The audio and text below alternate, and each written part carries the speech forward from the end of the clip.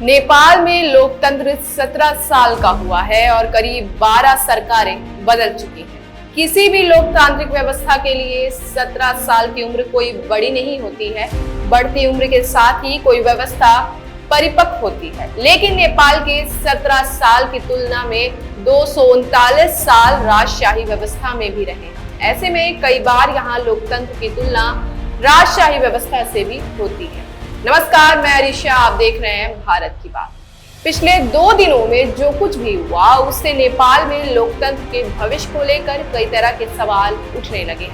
2 दिनों के विरोध प्रदर्शन में ही पीएम केपी ओली की सरकार को न केवल सरेंडर करना पड़ा, बल्कि पीएम से लेकर मंत्रियों तक को अपनी जान बचाने के लिए भागना पड़ा। विदेश मंत्री आरजू देउबा के साथ मारपीट हुई और वित्त मंत्री विष्णु प्रसाद पौडेल को दौड़ाकर पीटा गया। सोमवार को नेपाल के नौजवान सड़कों पर उतरे तो इसे जेनजी आंदोलन कहा गया। नेपाल की सरकार ने सोशल मीडिया को बैन कर दिया।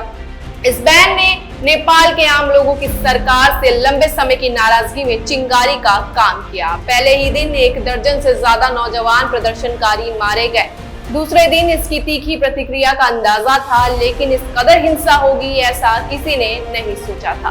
प्रदर्शनकारियों से संसद, सिंह दरबार, राष्ट्रपति भवन, सुप्रीम कोर्ट से लेकर प्रधानमंत्री आवास तक में आग लगा दी गई। ऐसे में सब कुछ आर्मी की नाक के नीचे होता रहा। सोमवार को नेपाल से आई प्रदर्शन की तस्वीरों ने पिछले साल बांग्लादेश में हुए आंदोलन की याद दिला दी। इससे पहले साल 2022 में श्रीलंका में भी लोगों ने सरकार के खिलाफ बड़ा विरोध प्रदर्शन किया था। हाल के वर्षों में भारत के पड़ोसी देशों में युवाओं ने आंदोलनों के जरिए काफी कुछ हासिल किया है। दक्षिण एशिया का यह इलाका युवाओं से भरा हुआ है और सरकारें इन युवाओं की उम्मीदों को पूरा नहीं कर पा रही। तीनों ही देशों के आंदोलन में यही समानता रही।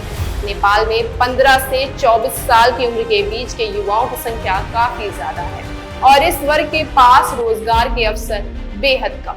नेपाल में एक और संकट ये है कि राजशाही खत्म होने के बाद कोई भी सरकार 5 साल का कार्यकाल पूरा ही नहीं कर पाती। यानी देश में राजनीतिक अस्थिरता बनी हुई है और भ्रष्टाचार के मामले भी उठते रहते। अब तो सरकार ने ही युवाओं के बीच लोकप्रिय ऐप ही बंद कर दिए थे। नेपाल से बड़ी संख्या में लोग भारत और समेत कई देशों का रुख करते हैं। नेपाल में युवाओं के पास रोजगार के अवसरों की कमी है, लेकिन उनका आरोप है कि हालिया प्रतिबंधों के बाद वे आपस में जुड़ भी नहीं पा रहे। श्रीलंका, बांग्लादेश और नेपाल, इन तीनों देशों की आंदोलनों की वजह भले ही अलग अलग रही हो, लेकिन इनमें समानता ये है कि सरकारी मानदंड लोगों की अपेक्षाओं से मेल नहीं खा रहे। इन तीनों आंदोलनों में युवा सबसे बड़ा फैक्टर है। सत्ता बदलने का सबसे बड़ा असर युवाओं पर ही पड़ता है।